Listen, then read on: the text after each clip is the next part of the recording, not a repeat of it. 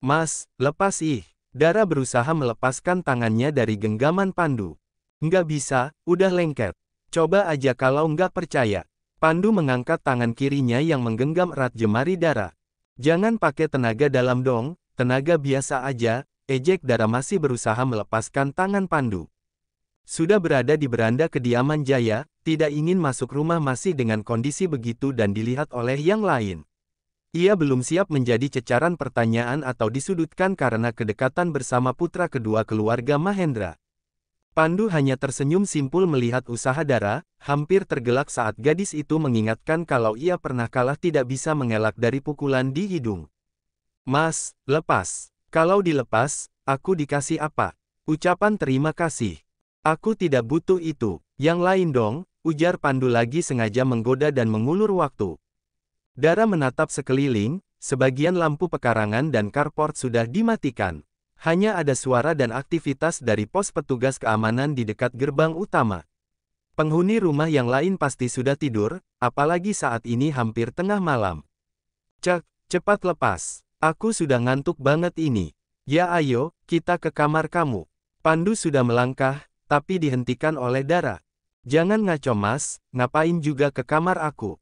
Tidak berhasil melepaskan tangan Pandu, Dara memilih pinggang pria itu dan menggelitiknya. Tidak berhasil, malah Pandu menarik tangannya membuat tubuh Dara ikut tertarik dan menabrak tubuh Pandu. Apa balasannya kalau aku lepaskan? Potong rambut gratis, gimana? Usaha untuk menghilangkan pikiran dewasa bersama gadis itu sepertinya tidak berhasil. Menelan selaiva lalu memejamkan matanya dan menjauhkan tubuh Dara. Jika ia gadis itu, tentu saja jadi masalah.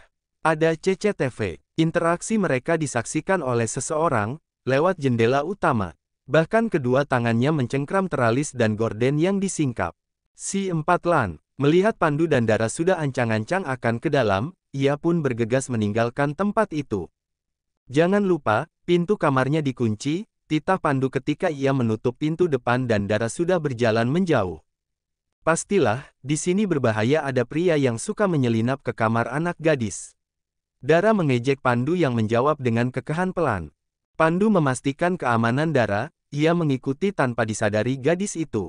Memastikan masuk kamar tanpa ada halangan dan gangguan. Entah mengapa perasaannya tidak enak, kedekatannya dengan Dara akan menimbulkan konflik. Bukan konflik terkait restu, tapi hal lain. Dia tidak khawatir dengan Jaya yang akan menolak atau mendukung hubungannya dengan Dara, karena sudah menjadi kesepakatan kalau Jaya tidak akan mengganggu urusan pribadinya. Termasuk juga keterlibatan di perusahaan, tanpa ada paksaan meskipun harapan Jaya sudah sangat lama agar tidak dikuasai semua oleh Surya dan Harsa. Ceklek, Dara memastikan pintu kamarnya terkunci lalu menatap sekeliling kamar mencari sesuatu untuk menahan pintu. Mendorong kursi meja rias dan sofa tunggal untuk menahan agar pintu tidak mudah dibuka meski tidak terkunci. Pandangan Dara tertuju pada sapu di depan toilet. Sepertinya asisten rumah tangga lupa membawa kembali waktu membersihkan kamar itu.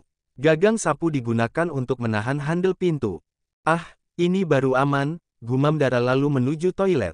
Setelah membersihkan diri dan mengenakan pijamannya, ia pun berbaring di ranjang dan mengganti lampu kamar dengan lampu tidur yang lebih temaram. Sedangkan di kamar Pandu, pria itu berada di bawah guyuran shower. Mendinginkan tubuh dan kepalanya karena yang sempat muncul. Bahaya, ucap Pandu dengan kepala menunduk dan kedua tangan bertumpu pada dinding.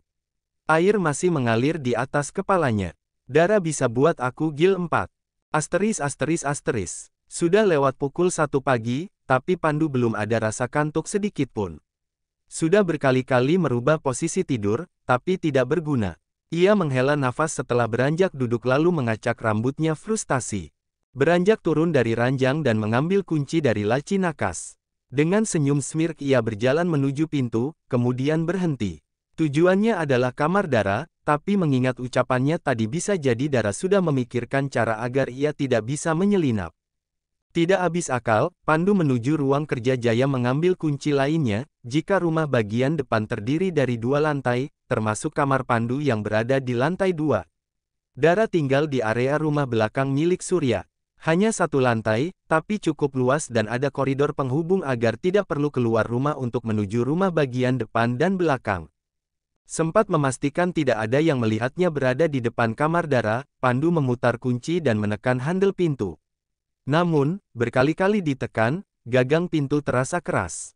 Sid, dia apakan pintu ini? Tidak ingin rencananya gagal, Pandu pun keluar rumah dan memutar. Tujuannya adalah pintu teras kamar Dara. Merasa dirinya cerdas karena sudah menduga akan hal itu, Pandu dengan mudah membuka pintu teras dengan kunci yang dibawanya.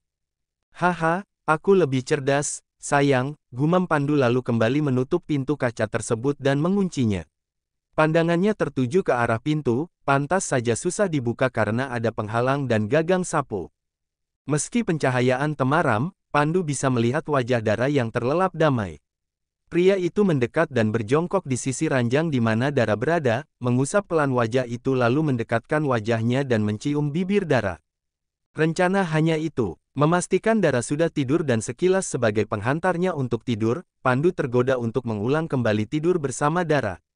Ia menaiki ranjang dan berbaring di sebelah Dara dengan pelan agar tidak membuat gadis itu terjaga. Hanya tidur sayang, hanya tidur, ucapnya lalu merebah dan menguap, tidak lama ia pun terlelap. Entah jam berapa, alarm ponsel Dara cukup mengganggu. Ponselmu. Dara hanya bergumam merasakan tangan di wajahnya dan suara memanggilnya. Iya bu, sebentar lagi. Masih ngantuk, alarm masih terus berbunyi, juga gumaman kesal. Dahi Dara mengernyit, lalu mengerjap pelan, kedua bola matanya membola menyadari ada tangan di wajahnya. Ia pun beranjak duduk dan berteriak, sontak Pandu ikut bangun lalu membekap mulut Dara. Jangan teriak, Dara mendorong tubuh Pandu. Mas Pandu, kenapa bisa masuk? Pintunya, kan diganjal, seru Dara dan menoleh ke arah pintu. Barang yang digunakan untuk menahan pintu, masih ada di sana. Cinta, akan menemukan jalannya, ujar Pandu lalu menguap.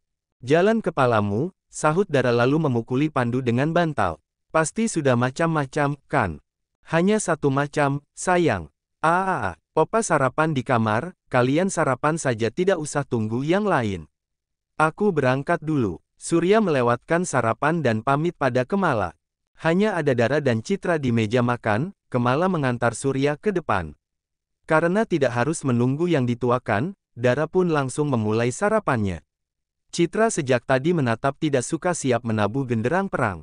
Dasar tidak punya attitude. Masih ada Mas Pandu dan Mas Harsa, harusnya kamu tunggu mereka. Belum tentu mereka mau sarapan. Aku punya cotton bud di kamar, ambillah untuk korek telingamu. Papa Harsa tadi bilang, tidak usah tunggu yang lain. Pagi, Harsa bergabung dan menyapa, duduk di kursinya menatap Dara yang cuek.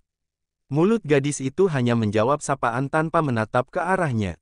Bik, panggil Harsa. Saya butuh kopi dan roti bakar saja, ini terlalu berat, tunjuk Harsa pada menu di hadapannya. Apa kabar, Tanya Harsa seakan sudah lama tidak bertemu dengannya. Aku jarang melihat kamu. Baik, jawab Dara. Kalau Citra, sering lihat, kan? Harsa dan Citra saling tatap kemudian mengalihkan pandangannya. Terdengar decakan dari mulut Citra, yang tidak suka dirinya disangkut pautkan dengan Harsa. Apa hubungannya denganku? Nggak tahu, kalian yang bisa jawab, sahut Dara. Pagi, sapa Pandu langsung duduk di kursinya dan memberikan kecupan jauh untuk Dara membuat wajah gadis itu merona. Wajah Citra langsung ceria dan menawarkan sarapan untuk Pandu, termasuk menawarkan kopi. Wanita itu meyakinkan kalau ia sudah tahu apa saja yang disukai oleh Pandu. Masa? Tanya Pandu lalu melirik Dara dan mengedipkan matanya dan dibalas Dara dengan melirik sinis meskipun dalam hati ia ingin sekali tertawa. Iya mas, aku sudah cari info apa saja yang Mas Pandu sukai dan tidak, ungkap Citra yang posisi duduknya sudah miring menghadap Pandu. Ia duduk di antara Pandu dan Harsa. Apa yang saya tidak sukai? Tanya Pandu. Mas Pandu tidak suka kopi yang manis dan makanan berlemak. Benar, kan? Sambil menikmati menu yang ada di meja, Pandu menggelengkan kepalanya. Ia menunjuk pula ke menu tersebut. Ini berlemak, tapi saya makan. Saya tidak suka terlalu berisik di meja makan, juga perempuan yang terlalu agresif, ungkap Pandu. Dara harus menahan tawanya bahkan hampir tersedak. Tentu saja yang dimaksud berisik adalah Citra. Kebetulan kalian sudah kumpul, ujar Kemala yang baru kembali setelah mengantar Surya ke depan. Opa kemarin sudah pulang, sekarang masih di kamarnya. Pandu, sudah temui papi kamu. Sudah, baru saja, ada asisten dan perawat yang mengurusnya. Tidak usah ada yang repot mengantar makan atau obat, kecuali memang dipanggil oleh beliau, tutur Pandu. Masa nggak boleh, kalau mau lihat keadaannya boleh kali. Aku belum sempat jenguk Opa lagi, udah keburu pulang. Sekarang nggak boleh ditemui. Citra mengoceh seakan peduli dengan keadaan Jaya, sedangkan Dara dan Pandu tahu kalau itu hanya basa-basi. Sudah, kamu turuti saja. Demi kesehatan Opa juga, ungkap Kemala. Mas Pandu ada waktu, aku mau bicara. Citra sudah memulai rencananya. Pandu langsung menatap arloji di pergelangan tangannya dan menggelengkan kepala. Tidak bisa, pagi ini ada briefing dan jadwal seharian ini cukup padat. Nanti malam. Tanya Citra tidak puas dengan jawaban Pandu. Apalagi nanti malam, itu waktunya aku dengan Dara. Ini cewek nggak ngerti ditolak, apa emang back nol nggak ketulungan? Tidak bisa, aku harus jemput seseorang. Maksudnya, Dara kan sibuk tapi masih ada waktu untuk Dara. Citra, tegur Kemala, kamu kenapa sih? Tanya Dara pada Citra. Harsa terkekeh, membuatnya menjadi perhatian. Kamu senang menjadi rebutan dua perempuan ini? Harsa bertanya ditujukan untuk Pandu. Diam kamu Mas, hardik Citra. Aku benar kan, kamu sibuk tapi bisa bercanda dan antar jemput Dara. Apa memang fasilitas di Grand Season, pegawainya diantar jemput oleh pemilik hotel? Citra, hentikan. Titah Kemala, itu bukan urusanmu, jawab Pandu. Aku mau antar jemput siapa, itu urusanku. Aku ingin bercanda dan dekat dengan siapa, bukan urusanmu. Brak, Citra menggebrak meja lalu berdiri, Kemala beranjak dan menghampiri lalu menyeret paksa Citra agar meninggalkan tempat itu. Aku belum selesai, Bun.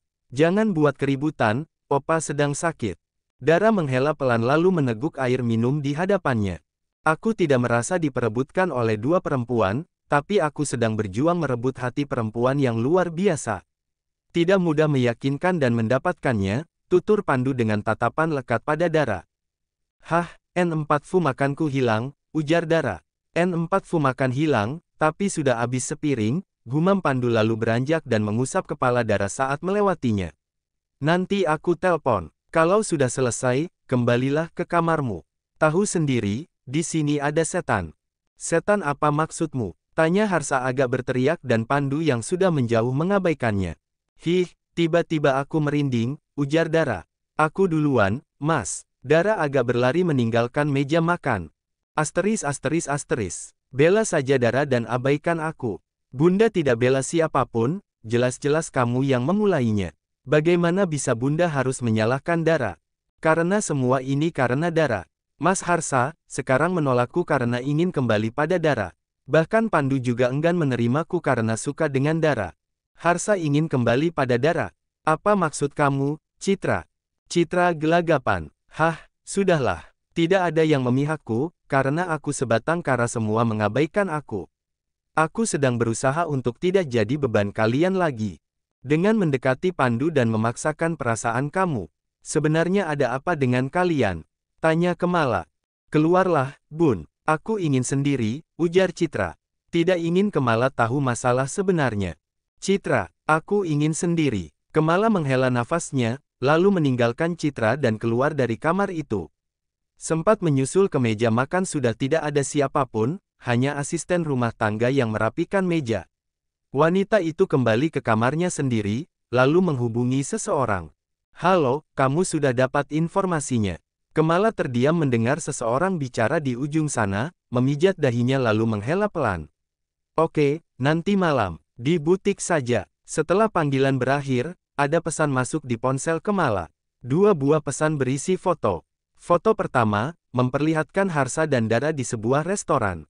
Sedangkan pesan kedua, menunjukkan foto Harsa dan Citra yang berada di lobi hotel sambil bergandengan tangan. Hubungan apa ini? Gumam Kemala.